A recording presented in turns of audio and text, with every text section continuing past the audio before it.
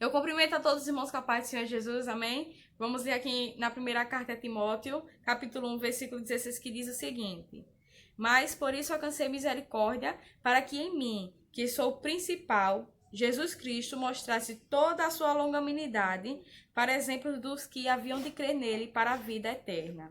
Ora, ao Rei dos séculos, imortal, invisível, ao único Deus, seja a honra e glória para todos sempre. Amém. Amém. Vamos fechar os nossos olhos nesse momento. Vamos entregar ao Senhor Jesus esse culto na mão do Senhor. Pai, toma a direção, Deus, de tudo que será feito, Pai. Que o Senhor receba, Senhor, o nosso louvor e nossa adoração, Deus. Abençoe cada pessoa que está, Senhor, em sua casa, no seu lar, Deus. Não sei o que elas estão passando, mas o Senhor conhece o seu coração, Deus. Visita, toca, restaura, Senhor. Que haja cura, que haja libertação, que vidas sejam salvas nesse momento. Abençoe cada família, abençoe essa pessoa que está assistindo esse culto nesse momento, em nome de Jesus Cristo. Graças a Deus. Amém.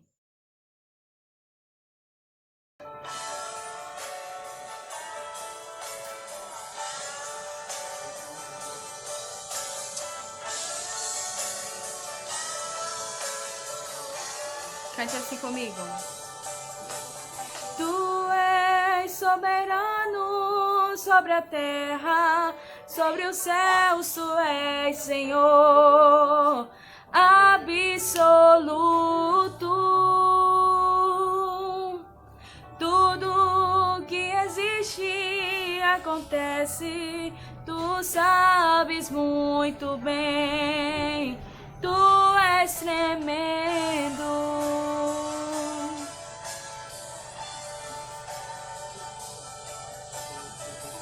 Glorifica o Senhor Jesus aí na sua casa e cante junto conosco. Diga assim: Tu és soberano sobre a terra, sobre os céus, tu és Senhor absoluto. Tudo que existe acontece, tu sabes muito bem, tu és tremendo. E apesar dessa glória que tens, tu se importas comigo também. E esse amor tão grande que eleva-me, amarra-me a ti, tu és tremendo. Adore ao Senhor Jesus na sua casa, no seu lar, fala com teu Deus nesse momento, aquilo que passa no seu coração, cante ao Senhor. Diga: Tu és soberano sobre a terra, sobre os céus, tu és Senhor absoluto. Tudo que existe acontece, tu sabes muito bem, tu és tremendo. E apesar dessa glória que tens, tu se importas comigo também. E esse amor tão grande que eleva-me, amarra-me a ti, tu és tremendo. Olá, queridos irmãos, a paz do Senhor Jesus, muito bom dia e feliz sábado a todos. Aqui estamos mais uma vez reunidos, nós somos da Igreja Adventista da Promessa, do Alto da Divinéia, segunda igreja, para mais uma escola bíblica neste santo sábado do Senhor, em qual nós reunimos todo sábado para adorarmos o Senhor, aprendendo sua palavra e depois com o culto divino. Mas agora nós estamos transmitindo via essa ferramenta devido ao problema do isolamento social. Nós temos como tema hoje, cresçamos em tudo. E o objetivo da lição diz assim, refletir acerca das ferramentas, do processo e das evidências do crescimento em unidade no corpo de Cristo, a fim de estimular o cultivo do altruísmo e manter a constância. Texto base, E ele é quem faz com que o corpo fique bem ajustado e todas as partes fiquem ligadas entre si por meio da união de todas elas. E, assim, cada parte funcione bem. O corpo todo cresce e se desenvolve por meio do amor. Éfesos 4,16, nova tradução na linguagem de hoje. A nossa introdução diz assim: a unidade, segundo a Bíblia, não é estática, nem sem vida. Ao contrário, é progressiva. O corpo de Cristo é um organismo vivo que é sustentado pela unidade dos seus membros, que se propõe a evoluir rumo à maturidade. A vida cristã não é um convite à ociosidade, mas um ingresso ao crescimento. Preste atenção, não é um convite à ociosidade. Podemos até iniciar a carreira cristã como crianças na fé. Entretanto, jamais devemos permanecer nessa condição. A maturidade é uma opção, mas uma necessidade não é uma opção, mas uma necessidade do corpo de Cristo. Avaliando o tema, em nosso último estudo, com base em Éfesos 4,16, tratamos da distinção da unidade das suas marcas distintivas. Nesta lição, temos com base em Efésios 4, de 7 a 16, Paulo mostra como os cristãos podem crescer por meio desta unidade orgânica, criada pelo Espírito.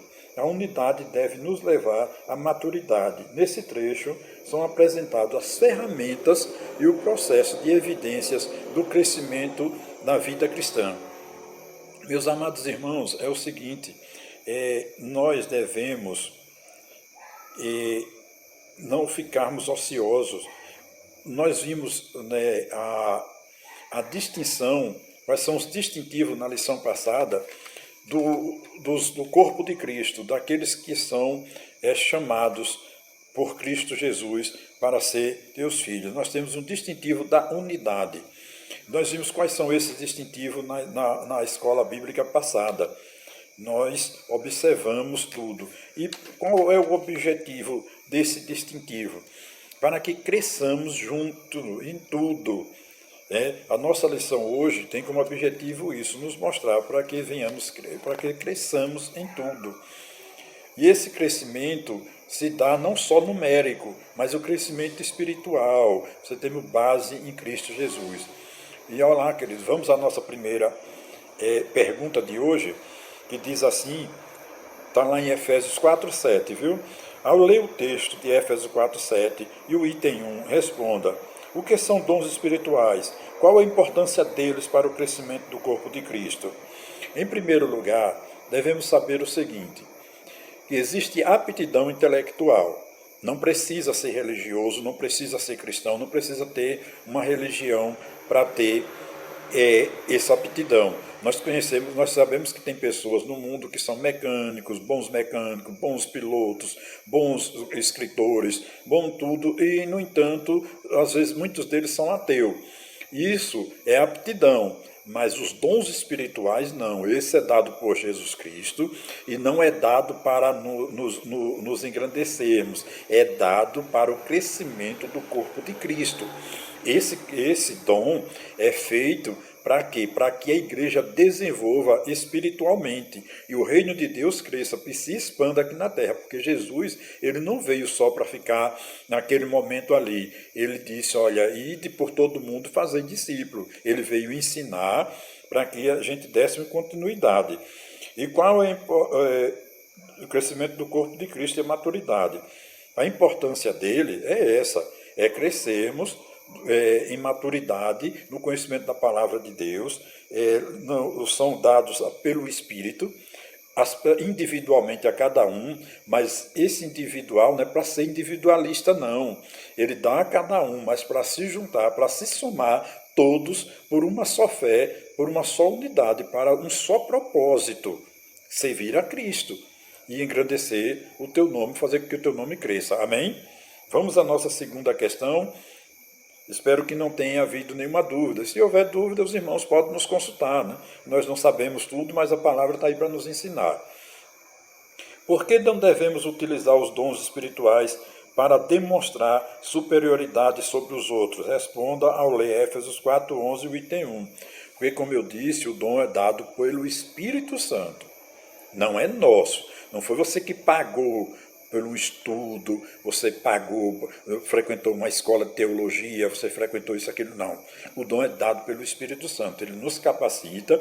Quando Jesus nos chama, ele capacita os escolhidos, ele não chama os capacitados, capacita os escolhidos. Então nós devemos reconhecer que esse dom não é nosso, que esse dom é para servir a Deus, é dado pelo Espírito Santo, porque no momento que a soberba tomar conta do nosso coração, que nós acharmos que somos o tal, nesse momento o Espírito Santo pode se entristecer, se afastar de nós, nós perdermos o dom, perdermos a espiritualidade e até se esfriar e se enfraquecer na fé, amém? Por isso, reconheça que esse dom é do Espírito Santo, ele é feito para utilizarmos na obra de Deus, não na nossa obra, não para a gente ganharmos dinheiro, não para a gente enriquecer, para a gente ficar famoso, não, é para nós trabalharmos na obra de Deus. Nós vamos ver no decorrer desta lição quais são esses trabalhos, como são feitos e de que maneira deve ser feito e o que é importante para isso, qual é o objetivo disso. Amém?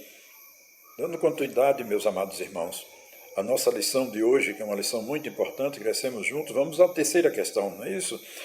Comente sobre o processo do crescimento com base em Éfesos 4:12, no item 2. Bom, esse processo é uma preparação para os crentes em Jesus, para a obra de Deus, para o ministério pelo qual nós somos chamados. Sabendo que Deus é quem opera, que precisamos nos dispor e buscar esses dons. Não apenas a gente Deus é quem dá e simplesmente não, devemos buscar esse dom. Esse processo de crescimento se dá desenvolvendo cada vez mais o seu dom, praticando esse dom, indo fazer praticando o idem do Senhor Jesus. Não devemos ficar parados. Veja o que disse no começo da introdução, não é para ficarmos ociosos. A ociosidade, como diz o provérbio popular, a mente vazia é a oficina do diabo. Aqueles que estão parados, que estão desatentos, eles estão sujeitos, como nós vamos ver também no segmento dessa lição, estão sujeitos a fracassar, a se atrapalhar e a se confundir. Amém? Então nós devemos reconhecer que o dom é de Deus e esse processo de crescimento se dá gradativamente através do Espírito Santo, principalmente, viu? Para que nós somos chamados. Nunca se esqueça, é o Espírito Santo que faz com que esse processo cresça em nós, mas é preciso que a gente esteja descendo a casa do oleiro, amém? A nossa quarta questão diz assim, cite, com base em Éfesos 4, 13 a 16, os irmãos podem acompanhar nas suas Bíblias, o item 3, as evidências do crescimento espiritual encontradas na igreja. Que evidências, vejamos que maravilha, irmãos. Para alcançarmos a unidade e a fé e a estatura de Cristo. As evidências são essas, para alcançarmos a fé e a estatura de Cristo. As pessoas entram na igreja sem conhecimento da palavra e de repente a gente vê alguns se destacar. Nós percebemos que para que nós não sejamos também crianças mais, ao tempo você vai crescendo, vai desenvolvendo, porque a criança, quando você solta ela corre, ela brinca, ela faz tudo aleatoriamente. Por quê? Ela é irresponsável? Não, porque ela não tem aquele senso de perigo, aquela coisa. Então é preciso que os adultos estejam atentos. Então o seu crescimento se dá nessa base, as evidências se dão quando você chega como criança e de repente você começa a se desenvolver, de repente Deus mostra um talento, você começa a orar, começa a buscar ao Senhor, de repente desperta um talento, uns vêm para músico, outros vêm para pastores, outros vêm para evangelizar, cada um são chamados de acordo com aquele que o Espírito Santo dá, mas que todos estejam trabalhando num só propósito, que é a obra de Deus, que é o crescimento do reino de Deus. Esse crescimento é numérico e espiritual, principalmente espiritual. Como é que se cresce? Descendo aos pés do Senhor, se ajoelhando, se dobrando nosso joelho, orando, jejuando, consagrando as nossas vidas a Deus. Amém? A parte do qual nós falamos, a nossa segunda parte, que fala, nós vamos saber como isso se dá, como é feito e de que forma esse crescimento se dá. né? Já sabemos que é pelo Espírito Santo que habita em nós, que nós somos templo do Espírito Santo, devemos reconhecer isso sempre, buscarmos a Deus, buscarmos ao Senhor Jesus, glorificarmos e exaltarmos o seu nome e nunca achar que o talento é nosso, viu? Nunca achar que o talento é nosso. Então, aplicando temas, isso é feito para alcançar o crescimento em unidade. Como é que se dá? Sendo altruísta. O que é isso? Amor sem interesse. Altruísta é amor sem interesse. Não é fazer pensando em retorno financeiro, pensando no elogio que vai receber dos irmãos, pensando em aparecer na televisão, de ficar famoso, de receber aplausos, de ter seu nome no livro assinalado nos jornais e revistas. Não, não é para isso. Entenda bem. Portanto, seja altruísta. E o que é isso? Porque a palavra de Deus diz assim: porque o altruísmo é necessário, nossa quinta lição, em nosso propósito de alcançar o crescimento. De que maneiras podemos praticá-lo? Com base na primeira aplicação. Bom, primeiro porque Cristo nos ensinou. Ele mesmo deu exemplo. Existe altruísmo maior do que esse? Jesus, sendo Filho de Deus, desceu à terra, se fez homem, pecador por nós, morreu lá na cruz.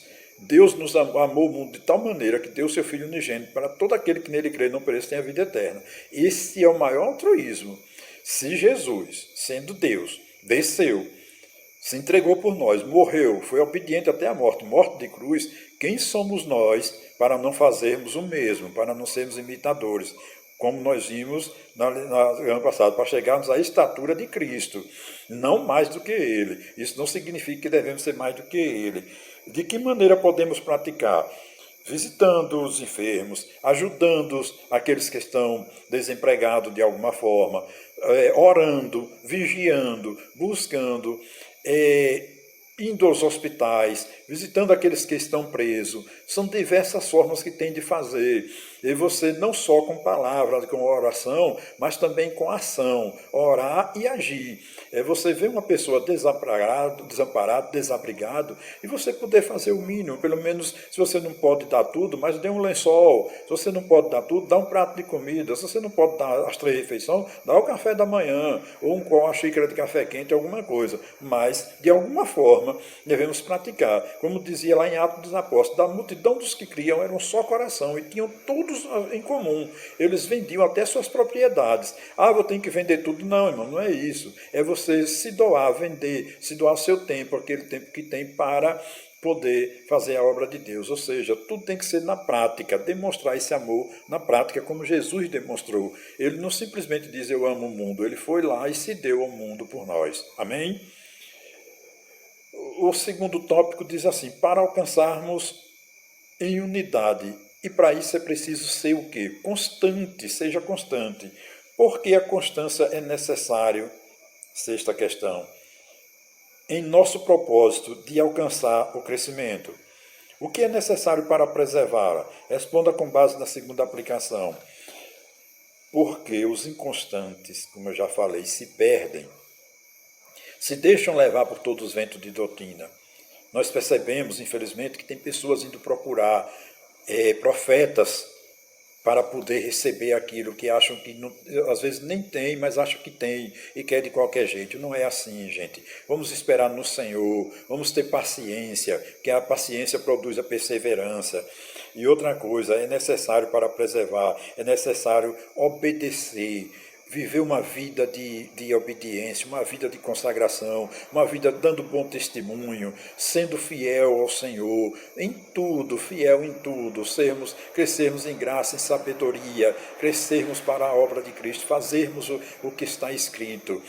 E é para isso que nós estamos. E principalmente sendo humildes, como já falamos no início, reconhecendo que o dom vem de vós, não vem de nós, mas vem de Deus. E para encerrar, eu gostaria que os irmãos meditassem na seguinte palavra, daqui da lição, que diz assim: Deus não a obra de Deus não é responsabilidade exclusiva dos líderes da igreja.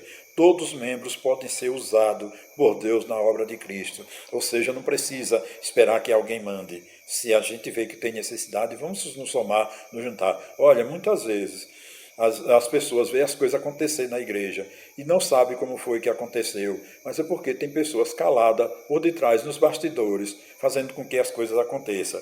É sempre outra coisa, é sempre bom atentar-se para o princípio.